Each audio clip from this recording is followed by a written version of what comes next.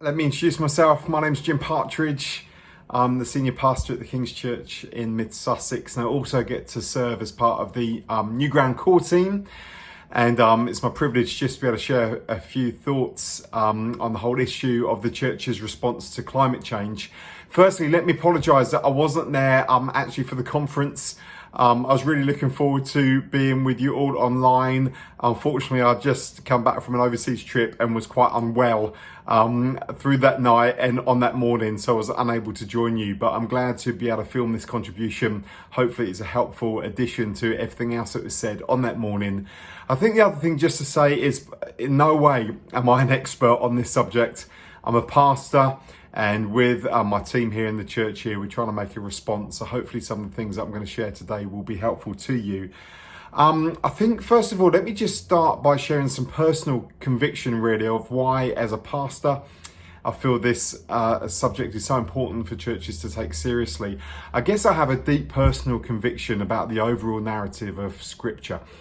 Starting with a good creation that we read about in Genesis, a creation where everything was in balance and in harmony, and God saw all that he made and it was good. Creation was intended to be good. And then at the end of the story, of course, we see a new heaven and a new earth with God making all things new, and there being no brokenness, no pain, no sadness, no mourning.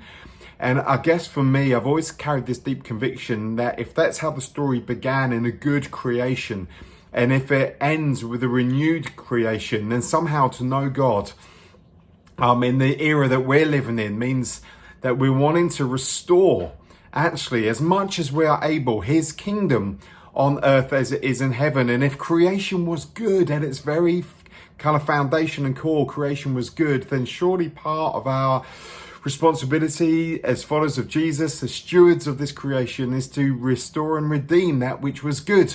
So to pray for his kingdom to come. Of course, we believe in personal salvation and transformation, in the gifts of the Spirit and power today, but also we're looking for the kingdom transformation in economic systems and structures and generosity and injustice, and in the very nature of creation itself. So I've always carried that kind of core conviction, and also kind of second, but linked in with that, always carried a conviction that one of the things that God asked humanity to do was to be good stewards of creation, to care for it, to cultivate it.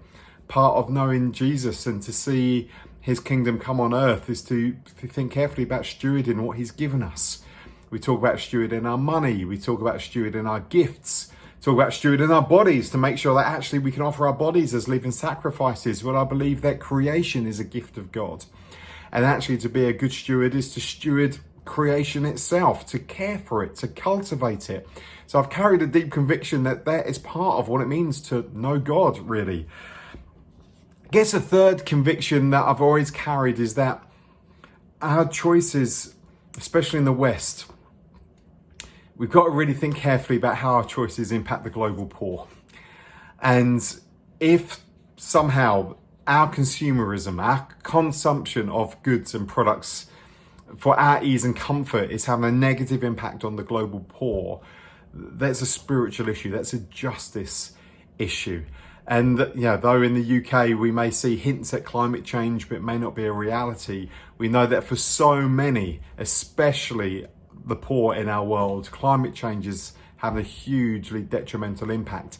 And that for me is a massive issue. As it says in James 5 verse 4, it says, "Look, the wages you fail to pay the workers who mowed your fields are crying out against you." There's this sense of there's choices that we make in privilege that can have an impact on the poor, and we need to listen to the cries of the poor and how that impacts the choices we make. Let me just kind of root that in experience. So I've traveled many times to Kenya, equatorial nation, spent a lot of time with Edward and Frida Berea. I've traveled into northern Kenya to the Samburu, where Samburu people for generations have known when to plant their crops because they know when the rains will come. And so there's a rhythm of life for the Samburu people around when the rainy seasons are. Well, in recent years, those rhythms in creation are no longer there. There can be extended periods of time where there is no rain, which we've seen recently with a devastating drought in that part of Africa. So there aren't rains that come. The whole kind of rhythm and balance of life and sustenance and sustainability has gone. But then when the rains do come, they're so extreme, they're monsoon rains, that they don't actually help crops to grow. They destroy crops, they wash away topsoil, they remove infrastructure. So I've been to Samburu, I've seen the impact that climate change is having on the Samburu people. And even just last summer, I was in Kenya with Edward and Frida Berea, who oversee all Newfrontiers work there. And Edward and Frida, you may know, are very entrepreneurial, run different businesses. They went to take me to one of their fields that they've owned all their married life, 39 years. This field has always given them crops. And they said, we've just, for the first time ever, this crop has failed in this field. And literally the mud had become like sands, and the little seedlings of plants had become like dust. They literally just were like dust in my hands, and it's because of a lack of rain. And they said this is the first time that this region has known that. So I've seen firsthand the impact that climate change has had on the world's poor, and I think as global citizens, as those who say we must love our neighbour, then it must have an impact on the global poor in our responsibility.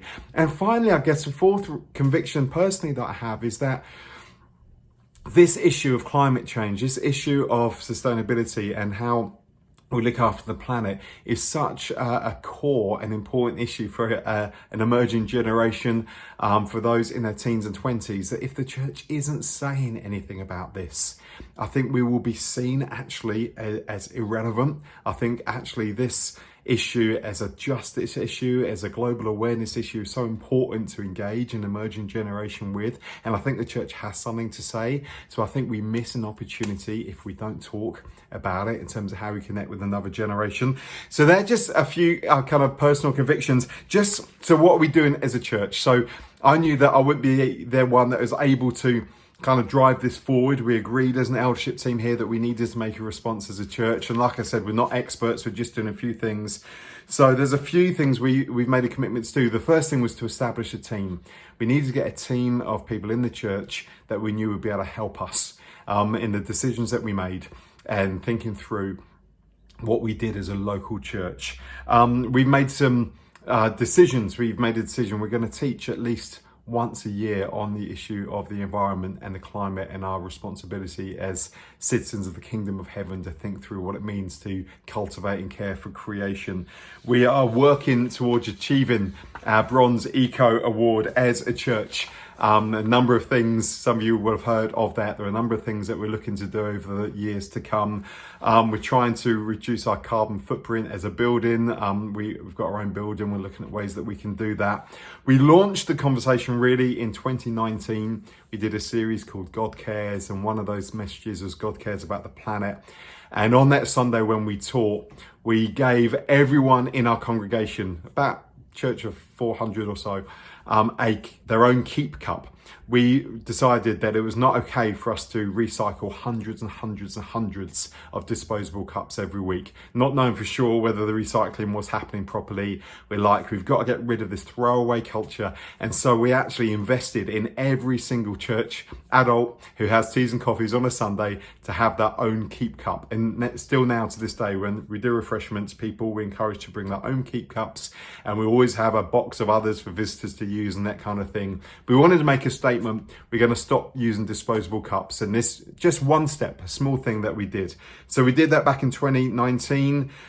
We started teaching on the subject. On an online conference that we did, a prayer evening, church family night, we declared that we believed there was a climate emergency that we needed to respond to. We said that to our church, and that we were looking to make certain commitments as a local congregation.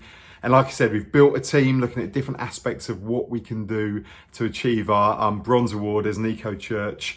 So a few things. We decided we're going to have a page on our website, just so it is visible that this was an issue we took seriously, outlining some of the pages that we had. We wanted to actually state that as a public value. We haven't got much green space. We're on an industrial estate. but we have started planting some trees on the green space that we have. We are looking to help the church pray at key moments like the COP summits, whether it be publicly on a Sunday or through social media when there's global events that are going on. As governments are gathering, we're trying to equip the church to know how to pray and have kind of climate Sundays.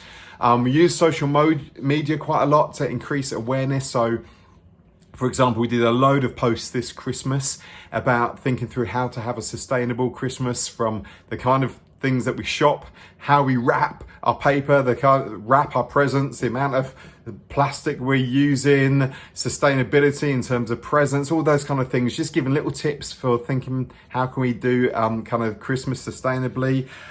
We are doing an audit in our building, how our building is used and how we can actually increasingly be more sustainable in our practices here.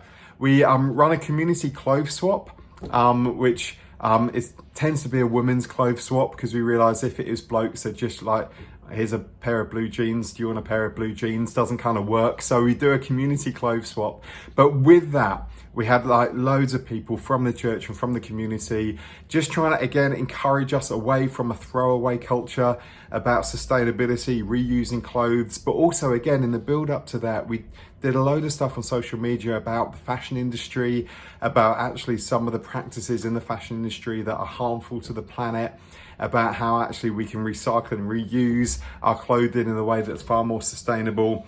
We doing small things, like in the summer we did a nature walk after church one Sunday, just encouraging people after church to go for a walk together, to look at creation, enjoy it, appreciate it, networking with other churches as well.